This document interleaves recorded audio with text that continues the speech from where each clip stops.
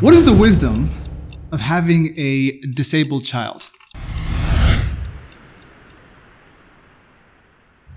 Welcome to an episode of FaithIQ, a web series focused on answering your questions about Islam. We have here with us Shaykh Omar Suleiman to help us explore and understand this idea of, is there a wisdom when people have been, I guess the question of, are they blessed or are they tested in reference to disabled children?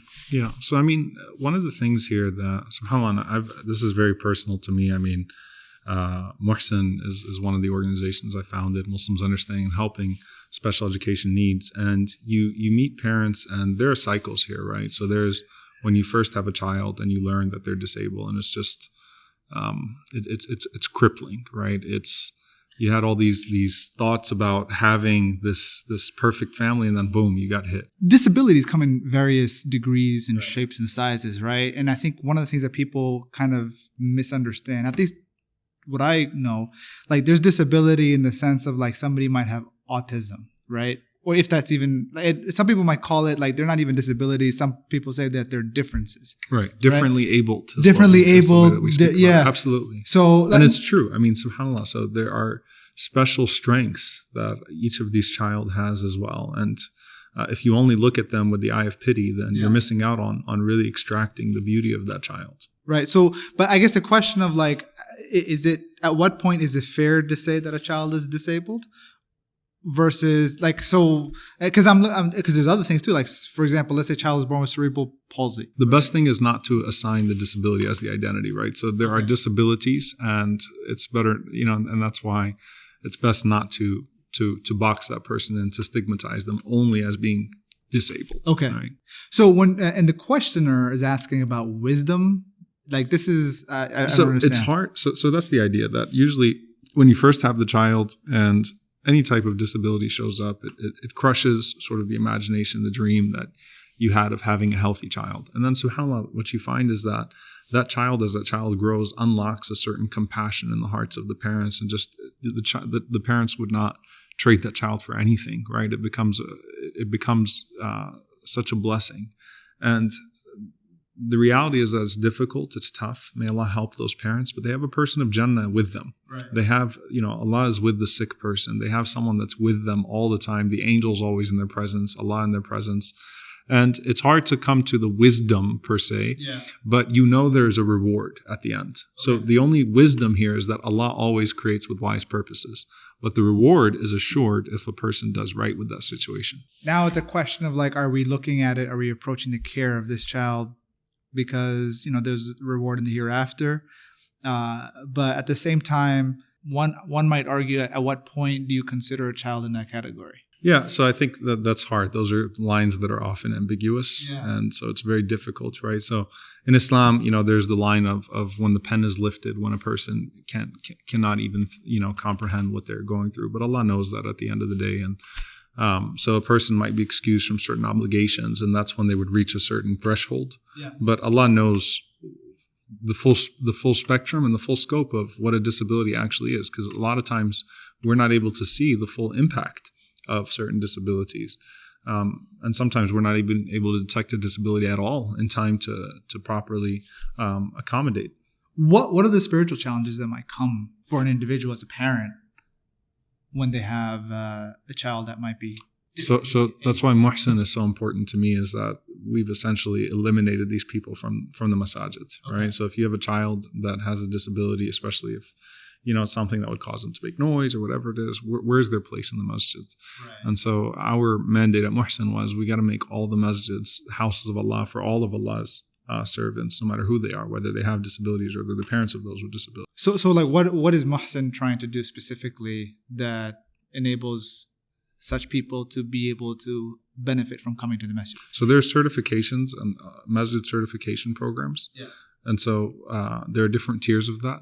And so, ideally, you want a place where you want something that's accessible. Obviously, that's very basic, right? Something as simple as wheelchair accessibility. Yeah. Sometimes we don't even have that. Okay. Elevator, sign language, elevator, sign language, interpretation, Jum'ah spaces, accommodating in Sunday school, special needs within your Sunday school, within your Quran school. Now, how do you do respite programs? What's a respite program? A respite program is where you have special needs providers that would be able to babysit, take care of kids while parents are able, because usually these parents don't get a break. Right. Eid prayer, conventions, conferences. We need to have, we need kind of to like the same way that they have daycare for children at these kind of things at programs. So you have the same thing for people. Support systems, it's emotional support too. Yeah.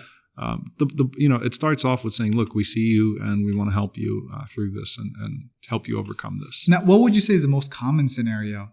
Because there's a diversity of challenge, the kind of conditions that children might be born with, right?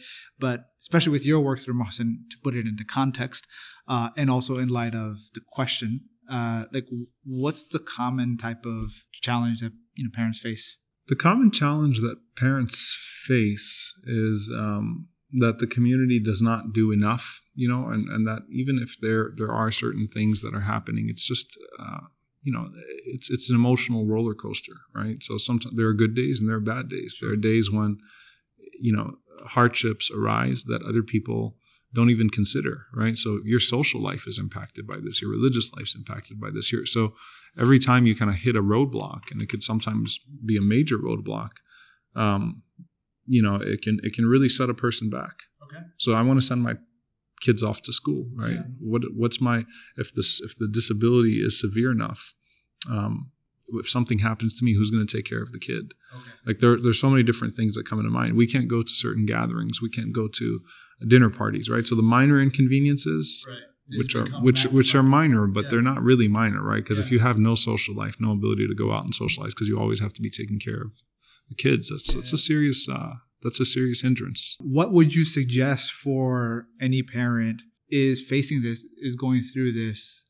What advice would you have for them? Well, one is to become advocates. Okay. Become advocates for their kids and become advocates for families like them. The community needs to be confronted with. What does an advocate look like? What would you suggest that they do specifically? Make sure that their places of worship in their communities are more accommodating to people with special needs and the people that care for those with special needs, and become voices. A lot of families, especially because of stigmas, just suffer in silence. They don't even tell people they have kids that have special, needs, because they don't want to go through the being stigmatized that a lot of people do in certain cultures. So now, what's the kind of a stigmatism?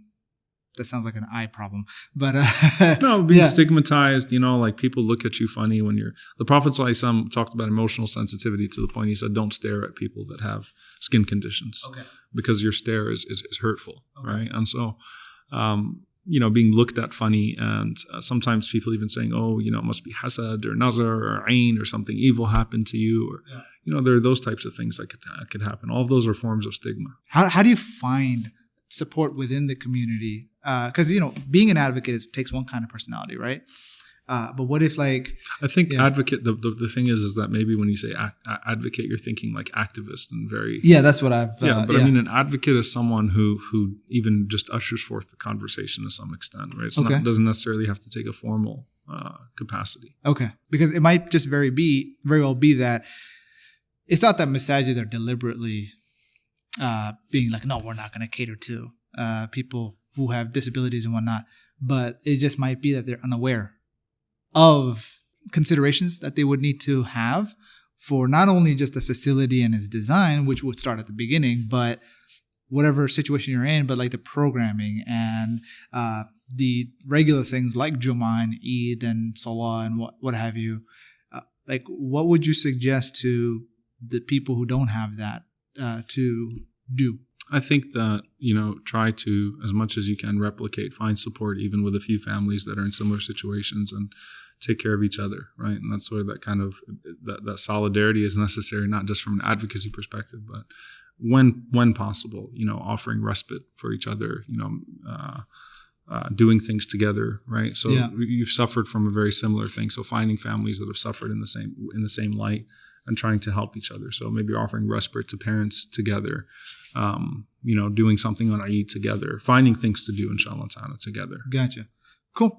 All right, folks. So I hope the answer and discussion was helpful and insightful. If you have any questions, leave them in the comments below. We would love to further explore additional questions that you might have on this topic or others. I'll see you soon. Remember to hit that subscribe button and hit that notification bell so you are notified of when new videos are up and ready.